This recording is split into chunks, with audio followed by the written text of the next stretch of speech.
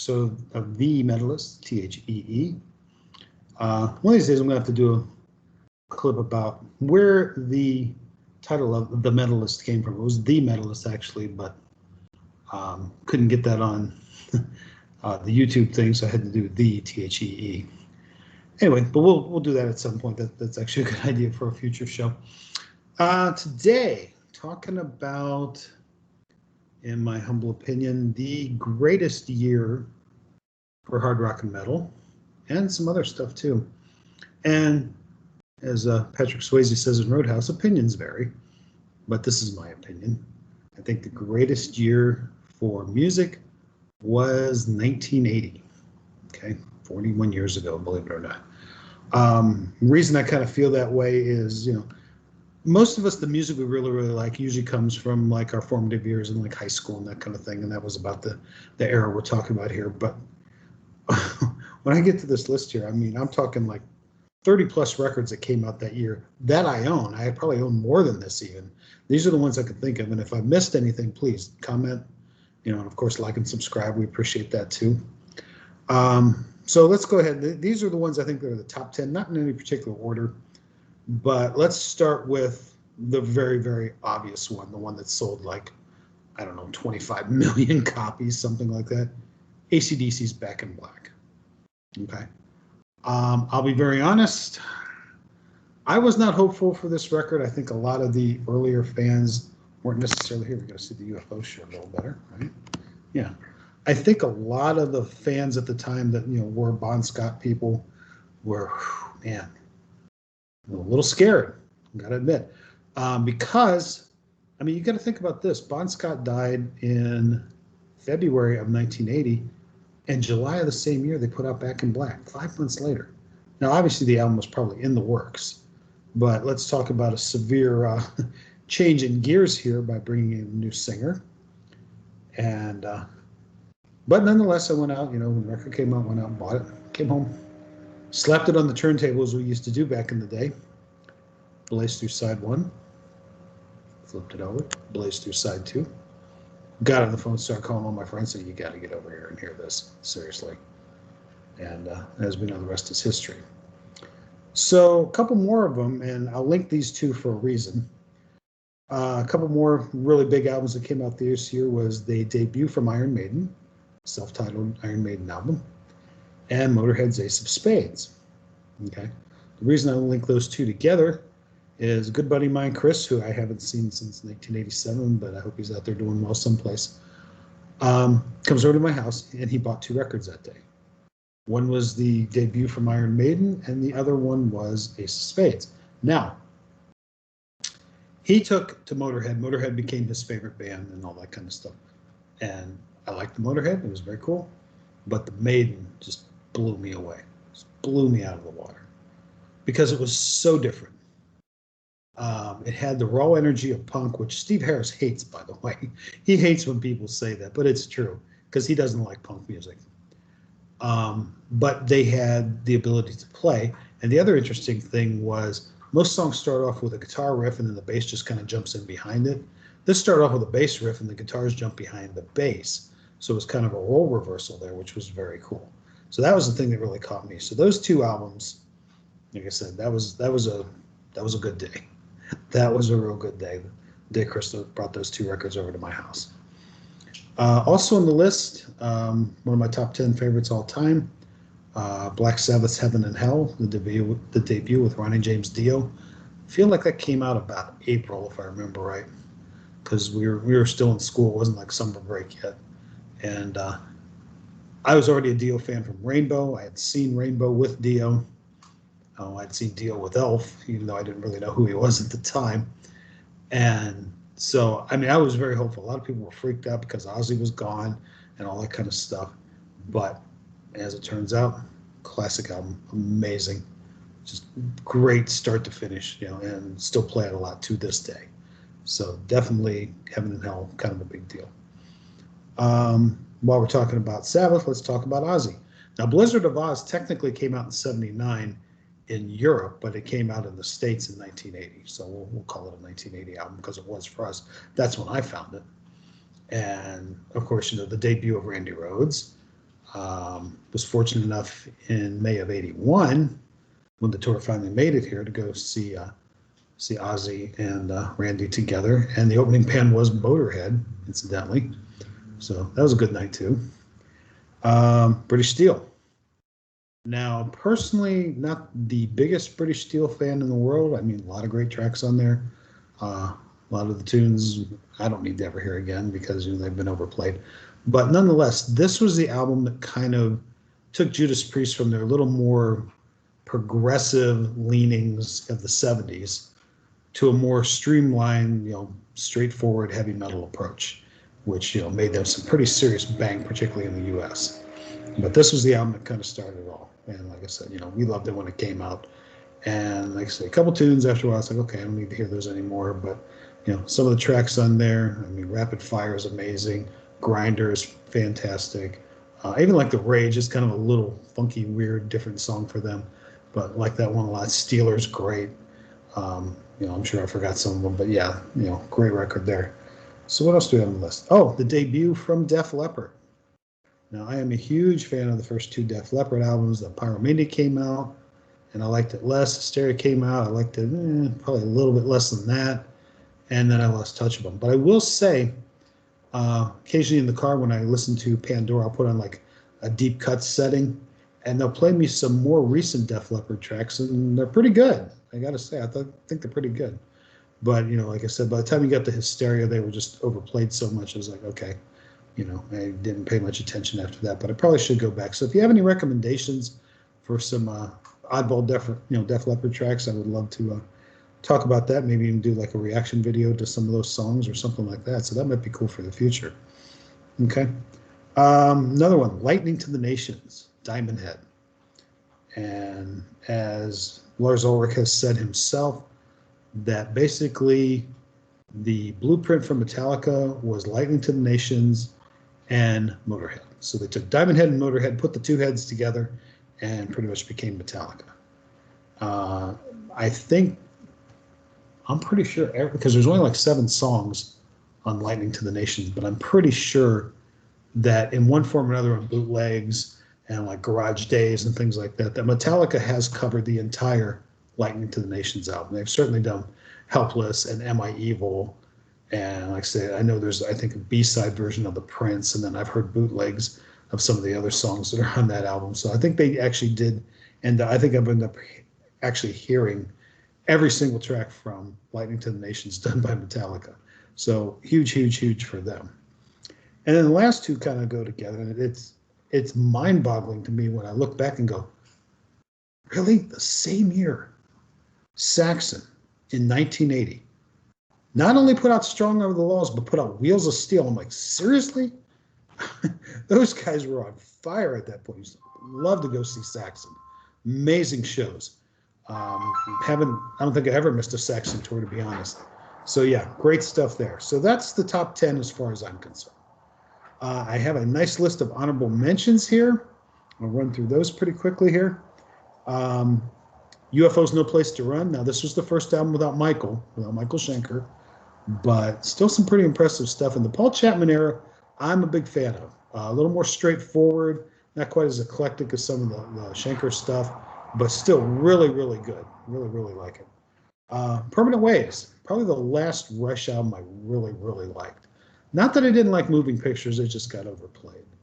But Natural Science, amazing. Jacob's Ladder, it's great. Entre Nous is awesome. Even like the hits I'm pretty good with, like Free Will a lot. So, I mean, yeah, just an amazing record. I think there is only 6 tracks, and I named most of them. So, and then the obvious Spirit of Radio. So, yeah, really good record. Really like that one a lot. Then also, Animal Magnetism, Scorpions. That was their first album with Matthias Jabs coming in for Uli John Roth. Now, I do prefer the 70s stuff, but this is a good, solid album, and it was the first time I saw Scorpions. Was actually twice on that tour. First time, well, no, actually, just once. The World Series of Rock, I think, might have been for Love Drive. I think that was at 79 in Cleveland Stadium. They played with, it was Aerosmith, Ted Nugent, Journey, Thin Lizzy, Scorpions, and AC/DC. I think that was it. Um, that was also the show, if you read the Aerosmith biography, that Aerosmith literally broke up after that show, and they broke up over spilt milk because apparently Alyssa Perry, who was the crazy wife or girlfriend, must have been wife at that point, of Joe Perry, ended up throwing a glass bottle of milk at, I want to say it was Tom Hamilton's wife, and it just kind of went to hell from there. And Joe Perry ended up leaving the band that night. So a little bit of history there. And that was the very first show that Scorpions ever did in America. But then for Animal Magnetism, I saw them with Priest on the British Steel Tour and with Def Leppard on Through the Night tour. Tickets were a whopping $6.50. I suppose if you put those three bands together now, you could probably just remove the decimal point if you wanted a good ticket. More like $6.50, just $6.50, no, $6.50. Okay. Whitesnake's Ready and Willing. Always kind of dug the bluesy Whitesnake. You know, as much as I like John Sykes and, you know, the '87 album and Slide It In, those are good stuff. I always kind of a little more the Mickey Moody, Bernie Marsden stuff. And this was the original version of Fool for Your Lovin', which they later redid. And Coverdale was really kind of well known for like redoing his own songs. And he redid Fool for Your Lovin' with Steve Vai on the guitar, and it was just like, yeah, you know, and we all know Steve Vai's amazing, but it just kind of like took all the soul out of it, to be honest, you know, all the swagger of early David Coverdale. And David does have swag, no doubt about it, always did. What else here? Chinatown, Thin Lizzy.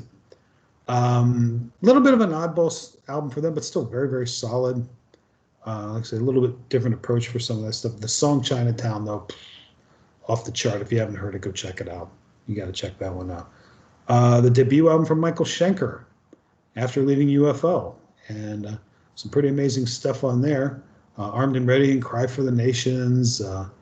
What else is on there? Lost Horizons. I mean, yeah, good stuff. I'm a little bit more of a fan of the next album to come, but the debut album was very strong and a very strong statement from Michael. Women and Children First, third Van Halen album. They were still rocking it out, going strong. Some good stuff on there. Funny story about that. Went to that tour.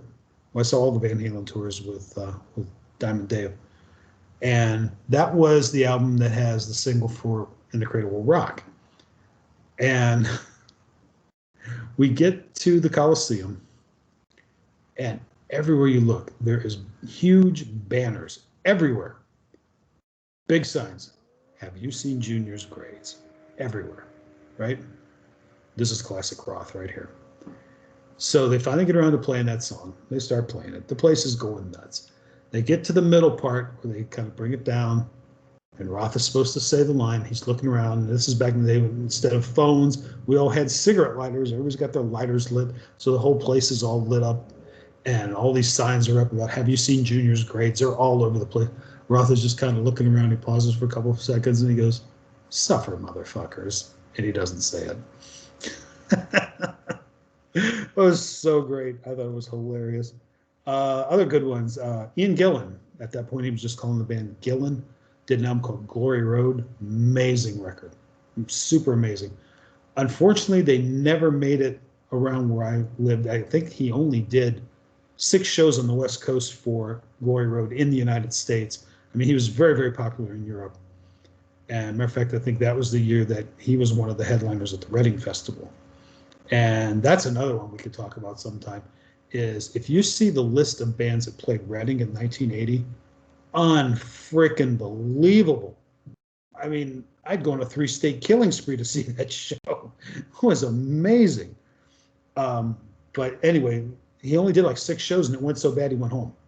So he never sort of made it into the Midwest and, you know, the area where I was at the time. But yeah, great, great record. Then there's Samson's Head On, which was a little preview of things to come for Iron Maiden, because that album features Bruce Dickinson on vocals, or Bruce as he was called at the time, which is a Monty Python joke for the people that don't know.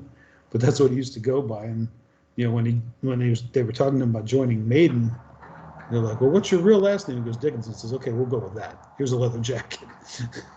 And he joined Iron Maiden. Tigers of Pantang, Wildcat, all the Tigers albums from back in the day were just amazing. So that was a very cool record. And Girl School's Demolition.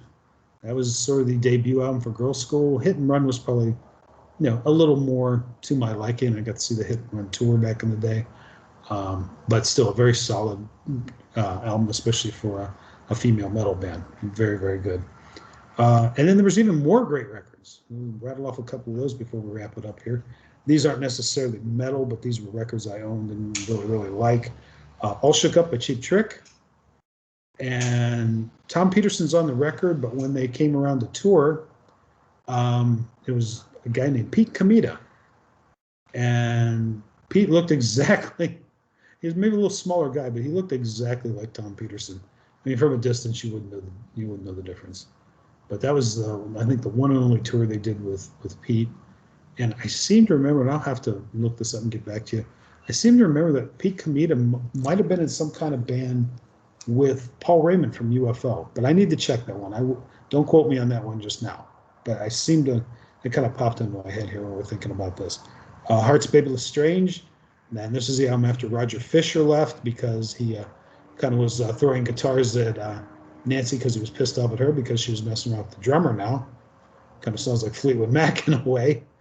But that's a really good record too. Beating the Odds by Molly Hatchet. Now this was the first album with Jimmy Ferrara as their vocalist rather than Danny Joe Brown. So it was a little bit of a change, a little bit of a different vibe to it, but still a really solid record. Got to see that show at the Akron Civic Theater, as a matter of fact. Originally, I think Saxon was supposed to be the opener, but for some reason that didn't happen, as I remember. Drama by Yes. Now, this is an oddball record because Drama featured, I think it's one of the few albums back in, well, the only album back in the early days not to have John Anderson. Now, since then, I don't even know who's in Yes these days. I think it's Steve Howe and Alan White, and I don't know beyond that. But John Anderson left, their original vocalist, and was replaced by Trevor Horn, and Rick Wakeman was gone, and he was replaced by a keyboardist named Jeff Downs.